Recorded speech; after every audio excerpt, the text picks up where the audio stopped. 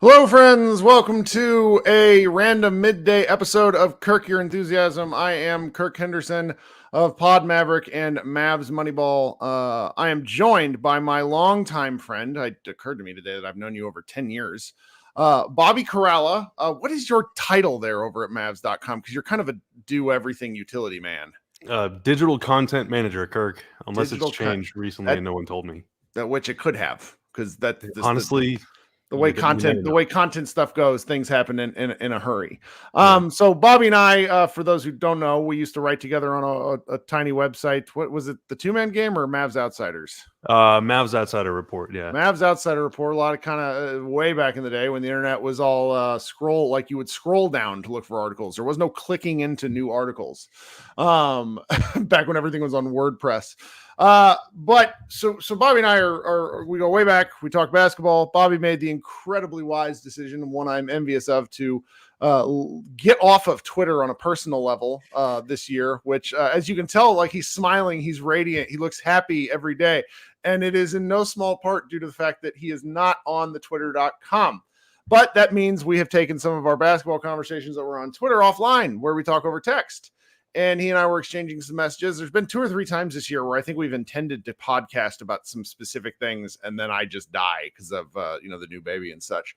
You're stretched thin, man. But you got two different children that you can blame it on. That is right. That is right. One of them has strep today. It's fantastic. Just a great day here in the Henderson household. But one of the things that we were sort of talking about today, there's a lot of, let's just be candid, there's a lot of drama around last night's loss, of which I am potentially guilty of continuing to talk about because everyone keeps yelling at me about my opinions.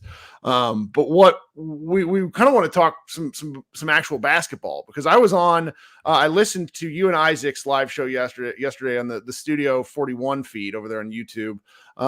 You can follow it. It's on the Mavs, like the actual Mavericks YouTube page, right? Yeah, you guys do it. Yes. So that was a fun show, and there were some actual, like, specific basketball strategy and tactics discussion that I think was almost worth having on a different feed. And then some things happened in last night's game that sort of sped that conversation along, because, when it comes to tactics and strategy, I mean, I've played basketball and I know basketball. There's nothing new under the sun in basketball, I think it's safe to say. However, when you are playing at an NBA level, the margins and the decision, like, it's so small that I think it is often worth getting into some of the minute details to explain why coaches and teams are doing specific things that, for casual fans and even seasoned fans, might be missing, because during the game, there's a lot that's happening that, if you're not looking at the ball, that you're just not catching. Or if you gotta, sometimes it's really, like, film study is really fun that way, because you rewind, you watch things 3 and 4 times, you start to pick up on stuff. And that's always been, so the whole time I've known you've had a really brilliant ability, just like Josh Bowe, to kind of watch things 1 or 2 times and go, this is what's happening, and then explain it like a human being, not doing the I'm sorry, coach speak drives me nuts when I hear shit like, that's the stampede action in the Zim Zam cut. I'm like, shut up. Like, talk to me like I'm an 8-year-old when you're explaining what's happening on the basketball floor. You're always very good at that. So I challenged you about an hour ago, where I said, let's talk about 3 or 4 things that are currently maybe being misconstrued with what the coaches and the Mavericks team are doing, that we could maybe, as fans, try to understand a little better. So what do you think? What do you think, Bobby? Yeah. So that's exactly why we're here today, Kirk, is we're not talking about narratives. No, we're talking ball, man. Mm-hmm. We're putting on our gym shorts and our coaching pullovers, and we're getting in there and getting our hands dirty with some tactics. So, a lot of this came to the fore over the last couple games. Specifically what Isaac and I were talking about on the live stream yesterday was in response to what happened against Boston, where in the second half, J-Kid essentially benched Derek Lively in favor of Maxi Kleber, and that was informed by tactics on both ends of the floor. But it was especially important, I think, to talk about the defensive aspect because, obviously your personnel dictates what you want to do, right? You have to adjust your system to fit with the players that you have. You can't take a bunch of 5 square pegs and cram it into 5 round holes. Like you have to run stuff that can fit your personnel. And J-Kid over the years has not shied away from saying that sometimes the personnel on this team might not allow them to do some of the things that he wants to do. Yeah. So what does he want to do, and what are they doing this year specifically on defense? And there's no better way to start, no better place to start in this era of basketball than how the Mavs defend the pick and roll. Okay. So we know, just looking at the raw numbers, right? Like points per game allowed, points per 100 possessions allowed. The Mavs this season are below average defense at best. I don't know where they stand today in points per 100 possessions, but I know like they got up to like 19th or 20th at one point. I would assume they're probably closer to 25th now. And sorry, I'm going to be reading off a phone for a little while because I jotted down that's fine. notes. But the real issues with these with the way that they play defense, the real issues with their defense that are playing the team right now, don't actually come in the half court. So I want to talk about kind of the main concepts that they're running, and then I want to talk about where they're getting cooked, because in some areas they're getting cooked. But here's the thing: just some, okay, not all of them. Some areas they're actually good. Some areas they're average. Some areas have a lot of room for improvement. I'm talking like lots of room for improvement. Okay, so strictly like half court defense, the Mavs are fine. They're a little below average this year. I'm talking like off a made field goal. When the Mavs score the ball, get back on defense, they have the 19th best defense in the league, which is fine. Not quite when where they you don't want score, it, but they're getting a lot of trouble. Yeah. Okay. Yeah. So my overarching thesis for this argument is that the Mavs' defensive principles, like the systems that they're running, put them in a position to make plays, right? To be a serviceable, I would even say average to slightly above average defense. But the devil is in the details, and that's where they're really getting bit in the butt in a lot of these games. Right. So how do the Mavs like to defend the pick and roll? Well, it depends who's on the floor for them. Let's start whenever Derek Lively is in the game. Now, that's regardless of who else is out there, whether it's Maxi at the 4 or Luka at the 4 or Derek Jones or Josh Green or Tim Hart or whoever at the 4. Whenever Lively's in the game, the Mavs typically defend pick and rolls one of two ways. They either switch, and everybody should know they switch when Max is in the game. Whenever Lively's on the floor, they either ice or they play drop. Now, if you listen to Kirk Your Enthusiasm during the 2021 season, Kirk, I remember you having a lot of episodes about drop coverage back in the day. I understand now that KP just couldn't move. Watching him recently, it's like he just got put. I wasn't fair to him.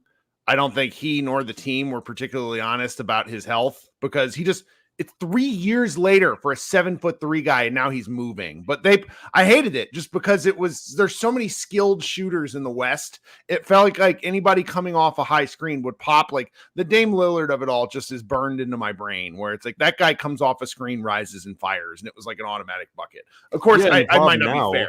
The problem now is like there's a lot more guys like Dame than there aren't. Dame was like 5 years ago pretty unique. Now he's not. Now, I already see people in the chat saying 19th seems not fine. You're correct. 19th is below average. And where you want to be, if you want to win the championship, or really even if you want to win like more than one playoff series, is top 10. So we're going to use that as the benchmark for success here, right? Like how do the Mavs get to the top 10, or where are they ranked top 10 in defense? So drop coverage is defined pretty easily as a pick and roll where the screener defender, that's usually going to be Derek Lively, he's the big, is going to drop way below the screen. Like he's not going to come up to the ball. He's going to stay beneath the action, closer to the basket, to limit dribble penetration. Right. The guard is going to come around the screen and he's going to see, oh my God, there's a 7'1" guy there. with trees for arms. I'm just going to pull up and shoot like a 20-footer. Now, generally speaking, 20-footers are bad shots, but there are a lot of guys that aren't going to pull up from 20 feet. They're going to pull up from like 25 feet, and it's going to be a 3. And that's where you can get in trouble. But this year, when the Mavs play, like it's defined as soft defense, and I don't mean soft as in like they're like wusses. It's just literally called soft. I'm talking about in second spectrum. Sure. Classifies drop as soft. They're synonymous. The Mavs are 29th best defensively whenever they play drop coverage, out of 30 teams. So that's not very good. I don't need to tell you that.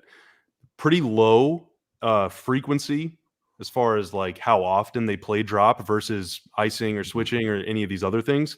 But still, they do it 22 times per 100 possessions. And this year they're defending about 100 possessions per game ish. Right. So they do it about 22 times per game. So on almost a quarter of their possessions, they're the 29th best defense in the league, which is that's going to hurt you everywhere else. Yeah. You can fill in the blank any way you want. So they try not to play drop, but sometimes circumstances dictate it. Sometimes the other team's personnel. And you said they do that primarily when Lively. Yeah. Why? So I think it's hard to say. He was sold to us as and I think he is. He's such a hypermobile big man. Is it a concern for fouling? Is it a concern for like the cascade of what happens if you have to switch that high with the big man? Yeah, like, I think that's mostly the reason. Like they're very small behind him. Now I'd be curious, we're starting to see a little more Maxey playing 4 next to Lively. We want that. That is a thing that we talk about a lot in here, Josh and I, just because I think both players are decent moving laterally. And that's always your concern with the big. Like that was the KP concern because he couldn't do it then. I just, one of the things that people forget during what made the 2022 run to the Western Conference Finals work is that Dwight Powell, the guy who gets beat up the most on in our fan base, was an absolute madman with the ability to cover ground in space. I don't see Derek Lively is the type of athlete I think that could do that given enough repetition and understanding of tendencies in defense. Is that fair? Yeah, no, I think he'll get there. I think part of it is knowing like the limitations, and this is me just completely projecting. Like I don't actually like know the. Oh, well, it's just that's. Yeah. But I think part of it is like you have to learn your own limitations of like which guys can I actually step out on, which guys can I like kind of step out on, and which guys do I need to not even try. Okay. We saw KP every now and then, and I thought I thought the defense was all right with KP in 2019-20 and 2020-21. It kind of fell off for a lot of different reasons, but how many times do we see KP like want to step out and then someone would just turn on the burners and get past him? And the problem in that situation, if Lively does that same thing, is very similar to what happened to those 21 Mavs, which is, your power forward then was Dorian Finney-Smith. Your power forward oftentimes now is like Grant Williams or Derek Jones or like Luka. Like who's going to slide over and contest that shot if Lively gets caught out of position? And that's why I'm kind of curious to see if they play a little more aggressively with Maxey in there, because Maxey is this like weak side lurking shot blocker. That's where he's been his best since he's come back. Like there's been a lot. I get a lot of complaints about Maxey defensively, and I think it's because he's not getting to do the roaming. But when he does make a play, he's made. He's only been back like 8 games, 7 games. He's made 4 to 5, like a handful of standout, like, oh, there's Maxi Kleber from 2019, like blocking somebody weak side. And that strikes me as more of like, not that he can't do it. It's just he hasn't had the opportunity because of where he's being asked to play. Yeah. And another guy that did that earlier in the year is Derek Jones, but he was doing that a lot, before they kind of moved him to defending the point of attack. He's become the team's best point of attack defender. And that's going to be a theme that's really going to take hold in the next way that they defend picks. But you have to have effective point of attack defense. And earlier in the year, they just didn't really have that. So Jones was making some weak side plays, but there was a lot of pressure on the rim because they were getting beat on the perimeter so often. So part of this is not only based on how your big man is defending, it's also based on how the ball handler's guy is defending. So generally speaking, we're going to go from conservative to aggressive. The most conservative kind of defense you can play is drop, where you're going to essentially funnel guys into a shot blocker. And the theory is the best way to prevent shots at the rim is to prevent your opponent from taking them, scare them off, essentially. I mean, it's to a degree how the Jazz defended with Gobert. Yes. And of course, Alex Jensen's now on the Mavs coaching staff. He coached Gobert. Now, that defensive theory can be very good because it highlights your shot blocker, and Lively is a very good shot blocker already.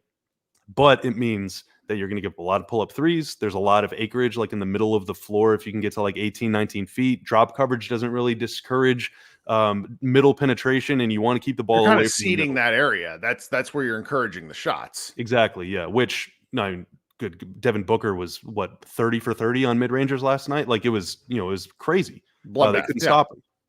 So the next way that they defend whenever Lively's in the game is by icing a screen. Now, this is something that like Tom Thibodeau really kind of became famous for implementing, but icing is essentially, the big man is going to be containing the drive like he would playing drop, but what the ball handler defender and the screener defender are going to work together to do is prevent the ball from getting into the middle of the floor. So let's imagine you're a right-handed player, you're on the left side of the floor, right? So if you can get to your right hand, you're on your right hand, your strong hand, driving middle, which means you can either go to the rim or you can pass it to anywhere on the floor. Like, you want to keep the ball out of there. And a big man is coming up to set a screen to get you going to your right hand. So what the ball handler defender is going to do is step in front of this screen, like above the screen, and kind of wall off that right hand. So he's going to force the ball handler to the baseline side of the floor, to the sideline. Where you're using the baseline defender you're using the baseline as an additional defense. Yes, and the screening defender is going to be assuming that you are going to be taking away the middle of the floor as the ball handler defender, and so he will be corralling the drive on that side of the floor. So essentially, you're turning it into a kind of like there's not much pressure on the ball, but you have nowhere to go with the ball. Like, you can't pass it to the middle, you can't drive baseline because there's a guy there, and you can't drive out because you're going to step out of bounds. Wasn't this... Sorry to cut you off. Wasn't this, you made a point yesterday, I heard you say, like, that's why like defending Dirk this way was stupid, because he would just take the open shot. Dirk would just pop out to the top of the arc. Yeah, he's like, I'm going to go get this wide open shot and kill you. Okay. Yeah, and if you have a shooting big man, then you're going to be in trouble. And the Mavs this season have really struggled, Lively lineups in particular have really struggled against stretch bigs. Now, that's not to say, again, it's not Lively's fault. It's just the way that they defend. It's the system. So I guess the reason I'm going over all this stuff before we get further into the weeds is like, I'm trying to arm everybody with first off hopefully the information, and then the stats, and then it's up to you to determine, like, are they doing the right thing or not? But when they ice, there's two ways to beat ice. One is with pocket passes. We saw James Harden slice and dice the Mavs at this many, many times over the years. If you make a pocket pass to split these two defenders that are icing the screen, well, the middle is open at that point because you've beaten the wall, right? Like, you've torn down the wall. Who could do this? Yeah. Teams try and do this to Luka, and he picks them apart. Another way to beat ice is with skip passes. So essentially, what you're doing whenever you ice the screen is you're forcing the ball to one side of the floor, and then you can tilt your defense accordingly. So these defenders that are guarding guys on the weak side, which is generally where your lesser shooters are going to be, they can come over and assume like low man rolls. They can whatever. I mean, they're just occupying space in the lane, right, to try and prevent those pocket passes. Now, pocket passes generally beat those guys if the help is late, but regardless, in an ideal scenario, you have two guys corralling the ball handler, and then you have two guys in the lane. One is at the nail, which is like the free throw line area, and then one is going to be around the restricted area. So you have just two guys there. Now, the reason that Luka is so good at destroying ice defenses is because, first off, he's tall, he's got great vision, and he's really strong. So he slings these passes to the weak side corners. Those are called skip passes. So like a guy is one pass away, you're like 15 feet away, that's one pass away. A skip pass is you're passing to a guy that's 2 or 3 passes away. And the defenses want to allow those because even though the ball moves faster than the man, you're forcing the ball out of the playmaker's hands into the hands of a weaker player who's either a weak shooter or he's maybe sometimes you put guys in the corner for a reason. Exactly. Yeah, exactly. And this season, whenever the Mavs play ice, whenever they ice screens, they do it the 5th most often in the NBA. and they're 6th best in points per chance allowed and 5th best in points per direct. So points per direct would be points scored directly out of that pick and roll. So that's like ball handler or screener. Points per chance is you screen, they ice it, and then it's like, there's really nothing here. And then the possession ends later, like on some other shot. So they're a top 5, top 6 defense when they ice, and they do it the 5th most frequently in the league, which is really, really good. Now, you can only ice a screen when your defense is set, right? And then off of those passes, so like they force a lot of skip passes, and then we see these guys like whoever's the low man, it's usually Tim or Luka, because no disrespect to those guys, but Tim, Luka, Kyrie, those are going to be your guys that you want to hide. You're hiding them. You're hiding them. Yeah. So they play low man. So Tim generally as the low man is trying to draw a charge. Luka is trying to bat passes, jump passing lanes, and Kyrie has really strong hands, so he's trying to strip guys if they get the ball. So they're all trying to force turnovers, or they need to fly like a bat out of hell to the 3-point line and prevent a shot attempt, right? The Mavs this season, believe it or not, Kirk, they are. Where's this?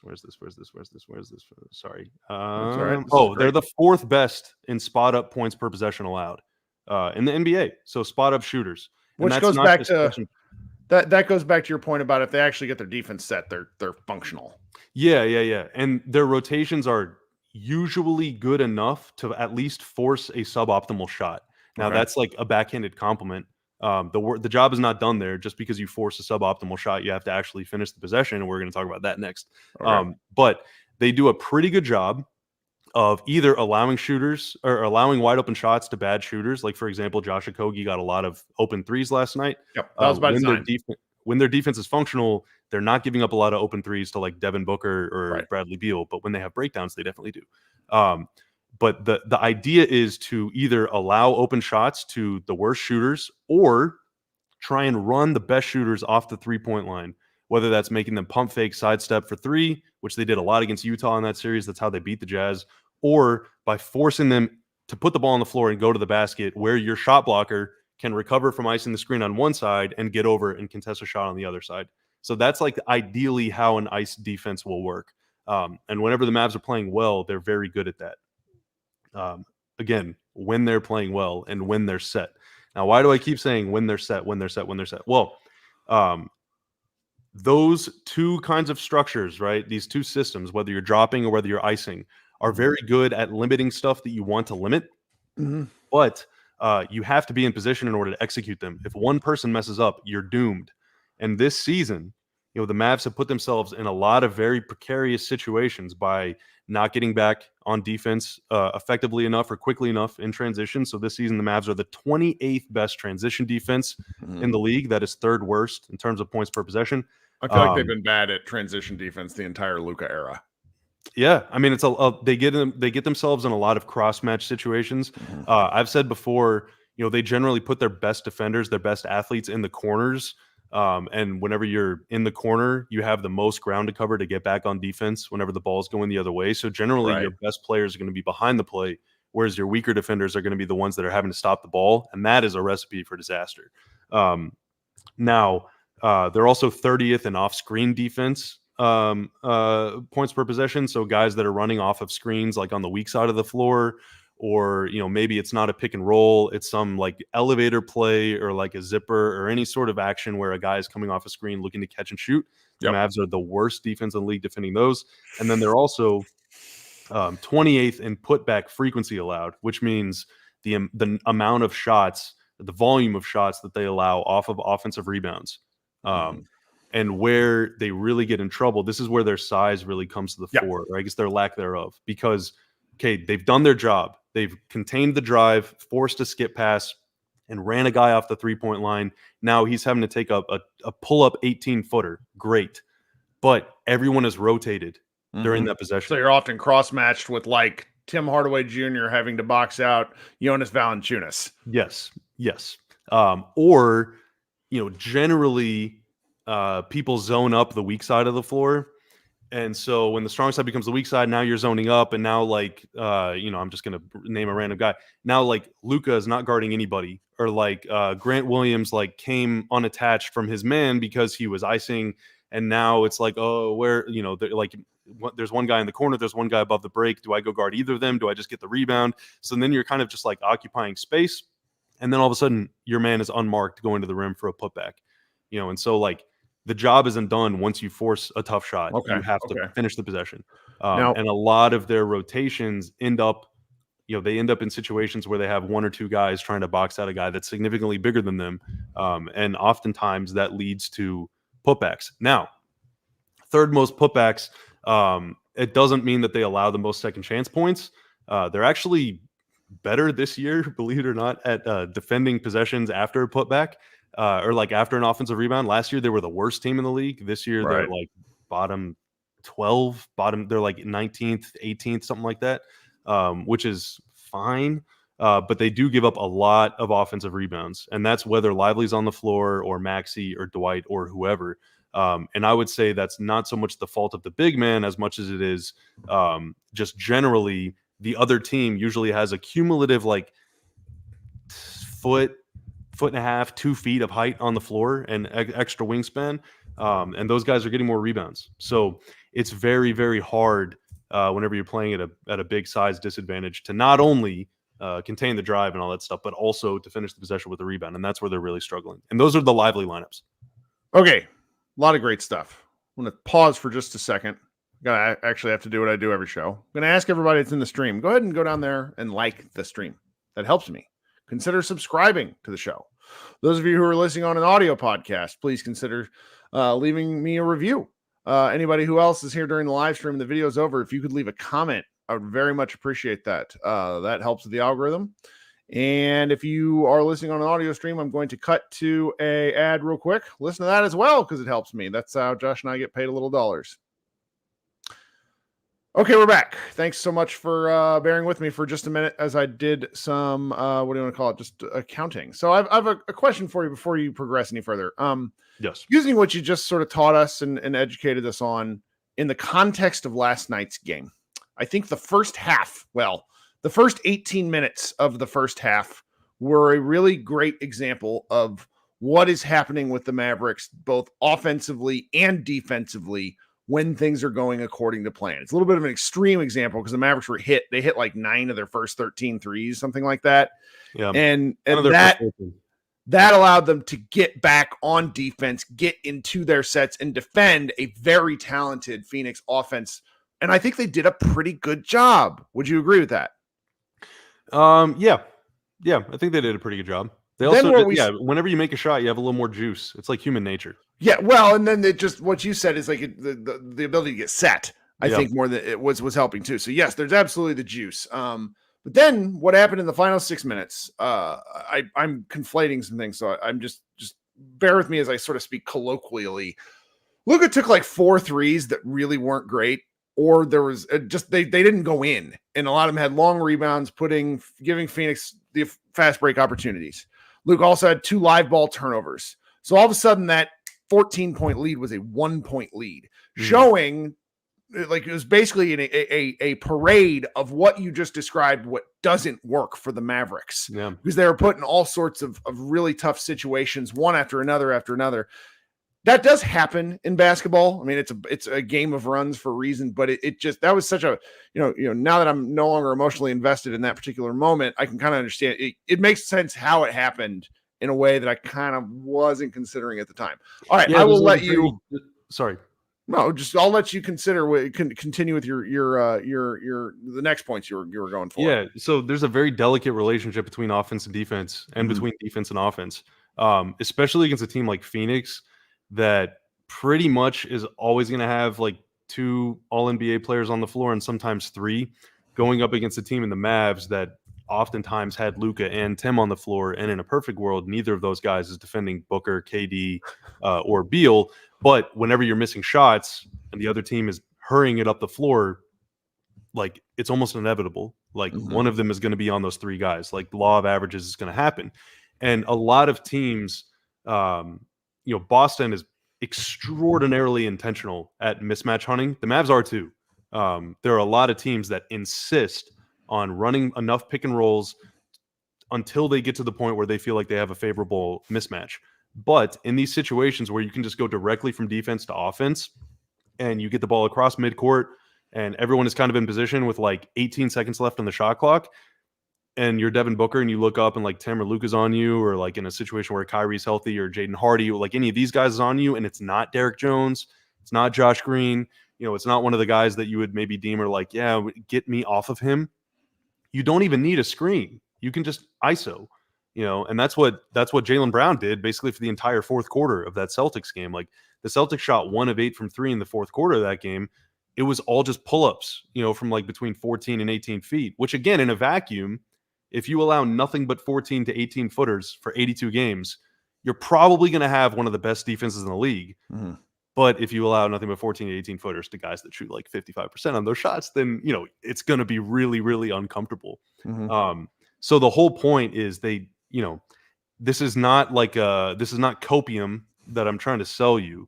Again, it's a realistic thing. So I have the exact stat. They're 19th in defense following a made shot, which is not great, but it's not terrible. If you have a top 5 offense, it's actually kind of livable.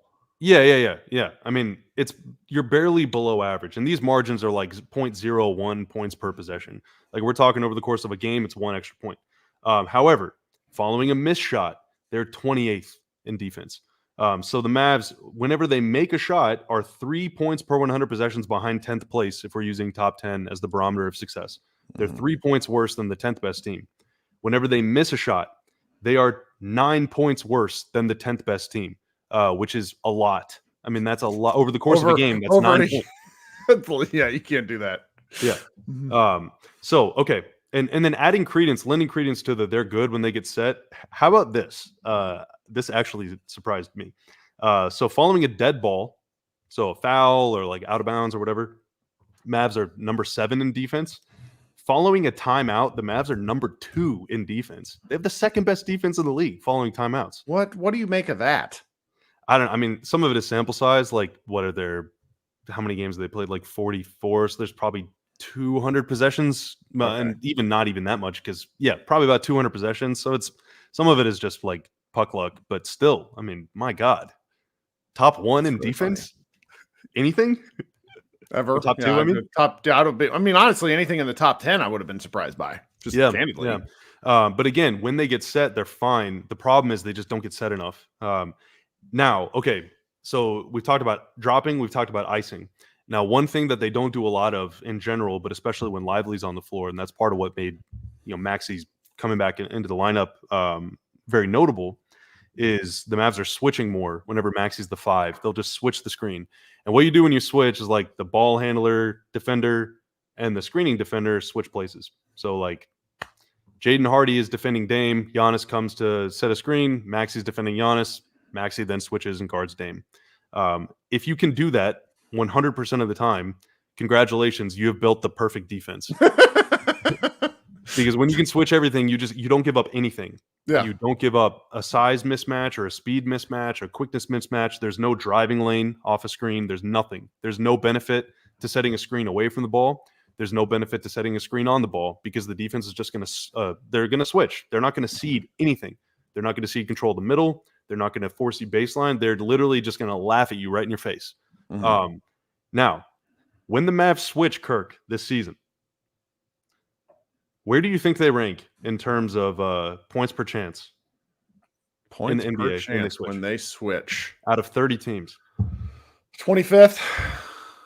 What if I told you that they were number 1? What is that? How many chances are we talking about? So, they're 10th in switches per 100 possessions played. So they do it the 10th most times. Okay. In the 10th most frequency in the league. And they allow 0.831 points per chance whenever they switch. The second best team allows 0.898 points per chance. That's a lot more. That's a lot more. Over the course of a game, that's like 6 points. Almost 7 points fewer. Yeah. Well, they're number 1 by a mile. They're also number 1 in points per direct off a switch by a mile. Now, some of that is, again, whenever you switch, you're not giving up anything. So there's like really no advantage to be had in a perfect theoretical world. Some of it is, hey, like genuinely shout out to Luka. Teams have hunted him a lot relentlessly. He's played better. Yeah. Yeah. And he's held his own in a lot of those situations. Same with Kyrie. even same with Tim and guys like a lot of the targets of these mismatches have generally held their own. Now, sometimes they've held their own because they've had the help of Derek Lively behind them, or they've had the help of, Maxey or Derek Jones or whatever. But like, that's why you have good defenders on the floor, is so that they can help your weaker defenders. That's like the whole point. Like Luka helps the weaker offensive players. The better defensive players help Luka. So they're really, really, really good when they switch. And I don't know, based on now, this is year 3 of Jay Kidd as the head coach. I don't know if switching is their preferred method of defense. We saw Dwight, during that 21-22 season with Dorian and Reggie, and Dwight was your starting big, and they brought Maxey off the bench. They would switch a lot with Maxey. With Dwight, they would switch less often. They would still do it a little bit. I think that's maybe the best vision to have for Lively. But in order to do that, you have to have really, really good backside defenders. You have to have a Dorian back there, or a Maxey, or like somebody else that's going to play at a high level that can swoop over and block a shot or contest the shot or whatever. You can't kind of, paperclip and bubblegum your way to a really good backside defense if you're going to have your center step out 25 feet from the rim. You have to be sound behind them. And so I don't really know what the ideal system is, but I do know that whenever they do the thing that they're good at, they're good. Like, they're legitimately, they're number 1 in switching, or number 1 at switch defense. They're top 5, top 6 at icing. So like, when they do the thing that they're good at, they're very, very good. It's just too often things get derailed, and they are unable to put themselves in a position to do the thing they're really good at. And that's like the most frustrating thing. So yeah, I'm asking a question that you've answered already. Circle back again to how they do the like, if play, using ice and switching are the things that they're best at, how do they put themselves in the situations to do more of that? I think that's where, you either take a crazy chance and you just unleash them and do it every single time. Isn't that what they did in 2022 after Tim Hardaway went down? They pretty much leaned as far into defense as they could. Yeah. Okay. Because, I made fun of it at the time, but like, it felt like the defensive plan in 2022 from basically February 1st on was, we play real hard. We're going to switch everything. We had a great ball point of attack defender in Reggie Bullock, which allowed Dorian to just wreak havoc. Now, they don't really have the personnel to do that right now. Yeah, not really. And that kind of circles back to, you have to, where this can get very frustrating game to game. It's elements of pick your poison. The Boston game, I think, I wasn't particularly frustrated with it, all things considered, because when you're playing the best team in the league record-wise that just can, and they didn't have 2 of their guys that could really, Kristaps Porzingis adds a lot to their offense. It's hard to get upset about the fact that they got sliced and diced. When Luka is having to guard Jaylen Brown, that is indicative of the personnel shortcomings that the Mavs are dealing with against the best team in the league. So you're not... Yeah. Like, it's not something to get up in arms about. It's just sort of something that you understand, you look to build. Like, we're not talking about Mavericks like in a big picture sense, but one of the things I've tried to pass along this year, when I'm somehow in the bizarre position of being a more positive podcaster, I'm like, when you're 38 and 44 and you miss the play and you go in the lottery, becoming 44 and 38 is a huge correct step in the right direction. So it's like the Mavericks have actually built a little bit. It's just they haven't built where the fan base on a game-to-game basis is happy enough, is what it is. But in terms of defensive stuff, I think they have taken steps. It's just the personnel, as we have touched on, still make it difficult when your best lineups are composed of Luka being the second biggest player. Like, that's hard. Yeah. And whenever your best defenders are oftentimes...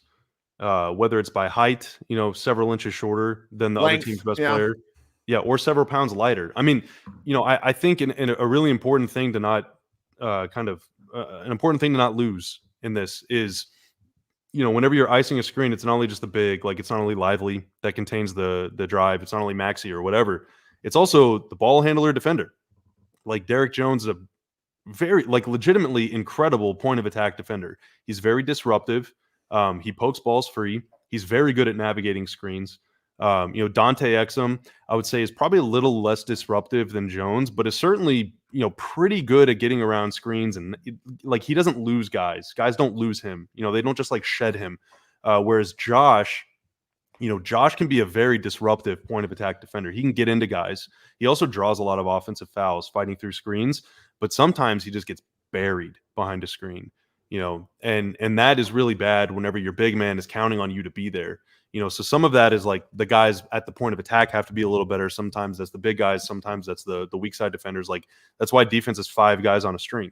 I also think, personnel wise, there are certain teams, I see Jay in the chat is getting very upset at everything I'm saying. So I apologize, Jay. But one thing that he said that is a little exaggeration, but is also kind of true, is that, against bad teams, the Mavs defend better than they defend against good teams. Like that is self-evident. It's logically sound, yes. Yeah, but part of the reason why I think their switching numbers are so good is because they will generally only switch in a situation that is at least not unfavorable for them.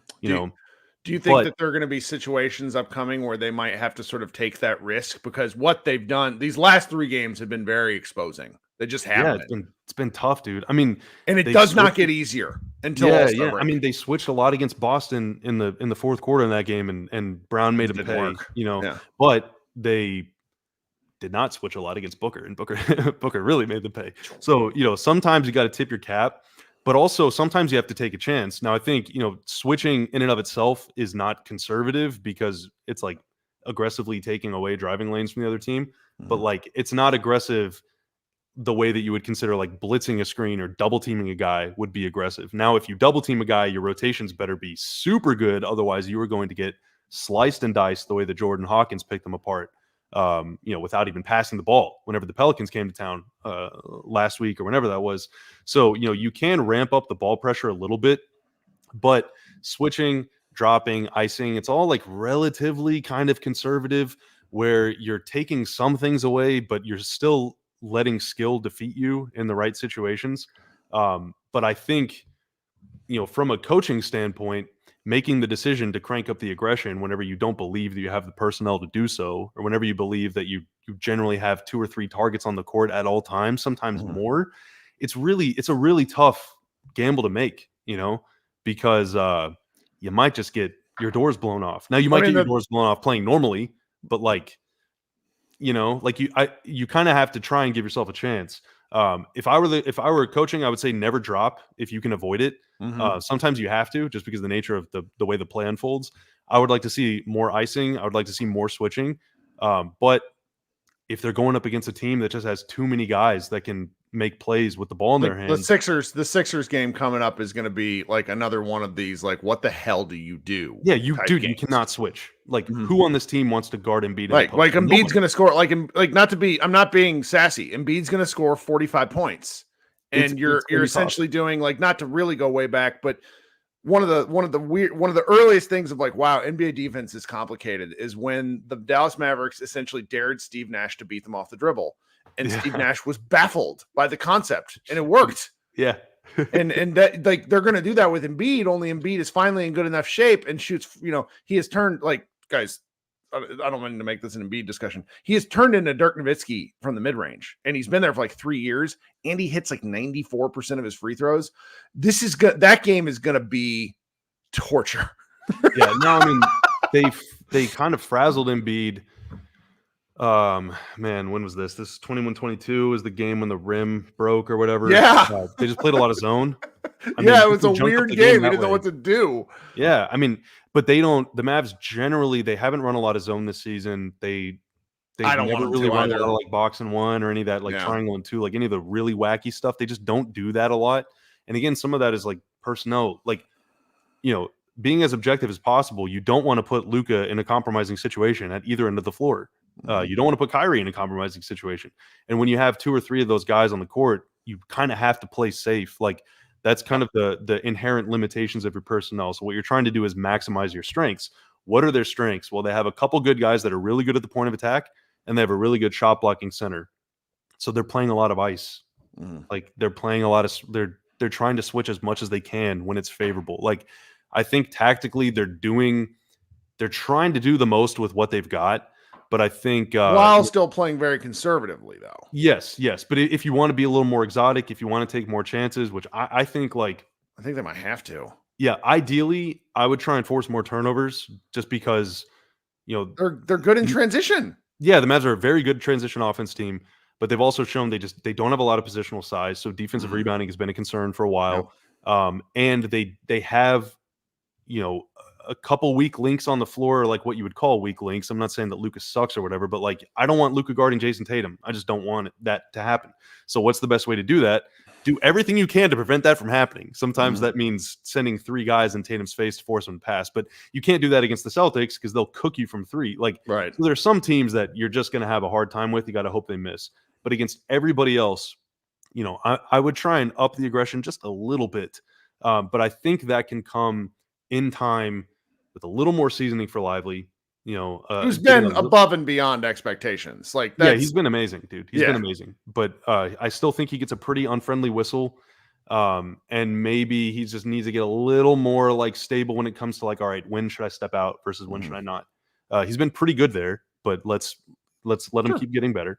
And then hopefully you get 1 or 2 other wings that can play out there, maybe put the ball in their hands and do something with it on offense, but that can switch on defense. Like I need a little more versatility, a little more size, positional size. Positional size stuff. I mean, it was our mutual friend, our former colleague here at Mavs Moneyball, always talk Franco, kind of like it had been in my head, but now but I didn't really commit it to writing anywhere. And then last year is probably the last 20 games. He was just like, these Mavs are too small.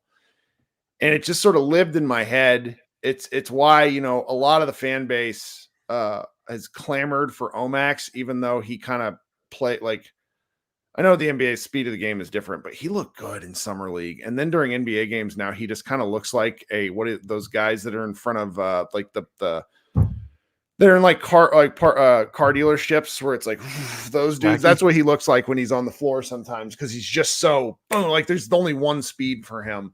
But I think that's kind of intentional, right? Like even you know, Kid said a couple games ago, like he wants Lively to like don't be afraid of getting in foul trouble. Like find your limits, you know, like identify the limits. What's the fastest I can play? What's the most aggressive I can play without getting in trouble? What's the fastest I can play without falling down? What's like this so I'm going to put you in a tricky spot here. What are and this is it's a broad question. We're not going to name player names, but what are the things that gets what the Mavericks are doing defensively that gets a player yanked off the floor that's in kind of one of those more, let's just call it like volatile minute positions? Yeah, I mean, you got to be sound off the ball. You know, you can't lose your guy. You know, the season is long. There's a lot of possession, so everyone's going to get blown by every now and then, but you can't get blown by like 2-3 times in a row. That's going to affect your playing time. Unless you're Tim Hardaway. Just kidding. You can't lose your guy away from the ball. You have to stay engaged at all times. You know, that means that you can't be ball watching. You can't doze off. You can't. So when some of these younger guys get ganked every now and again, and it's like, oh, why doesn't he so and so get more minutes? It's probably one of those things. Like it's not an offense; it's usually a defensive thing that gets a guy crushed. Yeah, it's usually a defensive thing. Now, I mean, the natural retort to that would be, well, if we think the defense is going to be like bottom 10 anyway, then why wouldn't you want your best offensive players on the floor all the time? Which is a reasonable thing to say. That is a reasonable thing to say, but. I would say the Mavs are, you know, now that they have Lively and now that like Luka is definitely a much more engaged defensive player this season for sure. And in isolation has been very good for the most part. Like they have the foundation for a defense that at least will be like average, you know, but they have to make it so. Like we just went through the numbers. In a lot of the things that they do, they're like fine to good. But in some of these things they do, they're really, really not good. And it's way too dependent. I wrote this last night during my very spicy, mostly correct, not at all mean recap, where I said it's like shot making is not a game plan. It's just not. And these guys like the other way too. They've been so fueled by their offense, you know, and they've not had a great offense in January because and that then pertains into their defense. And I understand shot making comes and goes. And I think that's what Kid has been trying to get across to some of these guys. And I don't know if you can do it with guys that are more offensively themed. Like you're just like Tim Hardaway's not going to play better defense. He will just like instinctually. He's a gunner. It's a tough situation to be in. it explains why, if you think the Mavericks are a play-in-ish team, why you think that. I mean, I still think they're capable of being a top 6 team in the West because I think they have the various pieces, but this is one of those kind of catch-22 situations where you can see the framework of why they could be very good, but they're just not there. So. Yeah, I mean, dude, a lot of it is details. Now, some of these are things that, like, you can't just, like you said, you can't just magically get better at boxing out. I mean, you could, in theory, but like it's unrealistic to think that like they're just suddenly going to box out every person. Like, it's just probably not going to happen. But here's the thing. So, you know, is it salvageable based on what they have right now? Maybe. You know, the thing that they're 28th in transition defense, like I said, they're 30th in off-screen points per possession, and they're 28th in putback frequency. Those 3 play types add up to somewhere between like 25 to 27% of the possessions. So they're a bottom 3 defense 1/4 of the time. They're a top 10 defense like 25% of the time. They're an average defense for the most part the rest of the time. So can you find a way to sustain what you're doing pretty well at while limiting the things that you're and I guess you need to tack on an extra about 10% of the time for the drop. So they're a bottom 3 defense about 35% of the time. Can you cut that 35% of the time down to 31% or down to 28%? A few more possessions. Yeah. Yeah. I'm talking like razor thin margins. Like, how many games have the Mavs lost this year? Like Boston, 119, 110. What if they would have just boxed out a couple extra times, got back on defense a couple extra times? Maybe it's a different game. Who knows? You know, Phoenix, not much was going to help them in that game. But some of these other close losses, it's like, dude, just box out Jonas one time. Or like one time. Yeah. Well, just get back on defense one time. Like one time. Now, understanding totally all this, how much do you think the fact that you've missed, you found a guy in Dante Exum and then he misses 12 games or whatever it is he's been out. You have Kyrie already missing 17 games. You have Luka missing, I think, 9 at this point. Maybe it's not that many. It's enough, though. It's 8. 8, I think, is where it's at. Mark Followell, or ABC, actually, I was the one I was listening to last night. Sorry, Mavs. The ABC had a big graphic on how many games missed. How much are there any built-in excuses with that, or do you just think that that's something that kind of comes with it? Because I've a couple of friends in the national media that are like, you just can't. You can't let that be the excuse when if you're kind of where the Mavericks are in their process of trying to get to the playoffs. Yeah, I mean, I guess like from a front office perspective, you probably don't want that to be an excuse. But like, you know, and again, this isn't copium or whatever, but like, it is really hard to figure out what each other wants to do whenever you're not all playing. Like, they're just not all playing. Their ideal starting 5 has played like 50 minutes this season, if that. Like, that's really tough to do. How do we communicate in this situation? Hey, I'm Dante. What does Luka like to do? And that's not only on offense, that's defense too. And I think there's just generally like just look at the Clippers, like talking about those things that came out whenever Kawhi and Paul George were sitting all the time. Now that was just load management or whatever, but like it is really frustrating whenever you don't know who's going to play and who's not going to play. Like, it's just frustrating to be injured. It sucks. People are in a bad mood. People like playing with Kyrie. They like playing with Luka. They like getting their shots. They like knowing what their role is going to be. But you got guys starting, coming off the bench, being in the rotation, being out of the rotation. That kind of stuff can get to your head. Now, granted, that's only a mental thing. It's something that can be overcome. It's a hurdle that can be overcome. Everybody deals with injuries.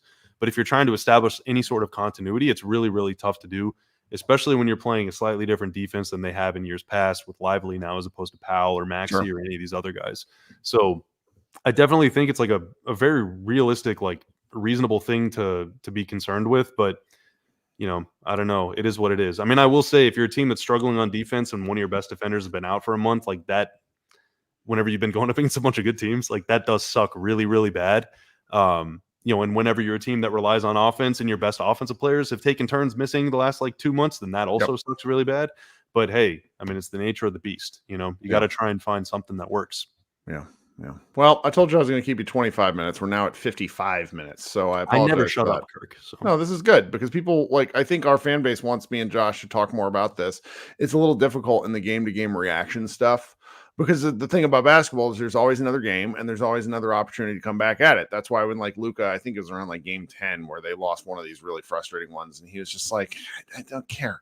And you get it. I mean, that's where it makes a little bit of what happened last night just so fascinating, because I think and fascinating is not the right word, but it's just you play 500 basketball for a real long time, which is what the Mavericks have done. They have not had any continuity with even that home, and they went 5-2 during that homestand, and the 2 losses were awful. They're bad, and they're bad losses. And and I think it was Chuck Cooperstein, who was just like, it's one of the best homestands they've had in years, and yet everybody's being a little bit dramatic. And it's like, well, they're being dramatic because for the losses almost devalued the wins because they were so brutal. And that, it's a long season. What I keep telling people, and this is just my opinion, is I think that 2022 stretch from February to the Western Conference Finals really warped the way that we perceive the regular season. You're not going to win 70% of your games. You just, otherwise you're the Warriors from 2016-17 Warriors. The Mavericks should have an attainable goal, in my opinion, of finishing the season over 500 and making the playoffs, preferably making the playoffs without being in the play-in. But in a Western Conference, the margin for error between being the 6th seed and the 9th seed is likely going to be like 2 games. Yeah. So at a certain point, the battening down of the hatches has to happen, which is what makes our conversation, I think, interesting, because it shows the cards that the Mavericks have played on defense while sort of discussing what options they still have to go with should things get, I don't want to say desperate, that's not the right word, but should they want to just go a different direction. So I'm really interested to see if they do that. I don't think they will. I think they'll continue the same stuff because I think that they have. I think the conservative-ish approach with the personnel they have, it just leads to that. Like you always got to weigh these things, guys. And when I get very critical, everybody gets very critical of the Mavericks. There's a lot of those discussions going on. It's what the coaching staff does, or it's what they're supposed to do. They sit there and they have these discussions like, is it worth it to do this? And then you got to come to a decision, and then you got to commit to that decision. That's what's so, that's what makes, like, not to talk about another team too much, but the Milwaukee Bucks committed to a particular way of playing that the team bucked against within 4 games, which is why they no time. They were like, no, we're not doing this, Coach Griffin. Yeah. Shout out to 2006 Dallas Mavericks starter Adrian Griffin. That's right. That's right. Oh man. Well, Bobby, I don't want to keep you anymore. You got anything else before you want to get out of here? No. I mean, youtube.com, whatever. I don't know what the URL is actually, but just Dallas Mavericks. Like Google on YouTube. Dallas Mavericks and the page comes up. So yeah. Got a bunch of podcasts, player highlights, videos. We got an interview with Derek Jones and Devin Harris that just came out today. Is pretty cool. It's a first of 2 parts. Second part will be next week, I think. So you're always doing cool stuff. And Kirk, I appreciate you having me on. No, and I would say my challenge is to try and not watch the ball, especially when the Mavs are on defense. Try and see what the other guys are doing. Try and see what the screener defender is doing. Try and see what the backside defender is doing. Look at what the low man is doing. Like, try and figure out conceptually what they're trying to do, and then make your own evaluation from there if it's working or not, or try and identify where mistakes are made or whatever, like where the weak points are. Because if you only watch the ball, then you're always going to kind of be guessing like what was supposed to happen. It's very easy to get seduced into just like watching these fancy guys dribble. But no, like, look at what's happening away from the ball, and you'll get a better idea of what the structure is supposed to look like. Mm-hmm. That's good advice. All right, guys, this has been Kirk Henderson at Pod Maverick. If you could do me a favor, like I mentioned earlier, if you could like the stream, if you could leave a comment here on the YouTube page, if you're listening on an audio platform, if you could leave me a review of some form, preferably not 1 stars, but frankly, I'll just take the engagement. This has been Kirk Henderson and Bobby Karalla. We will talk to you guys probably again one day. I always talk to Bobby. I just never actually make content with him. This has been fun, Bobby. You guys have a great day. Go Mavs.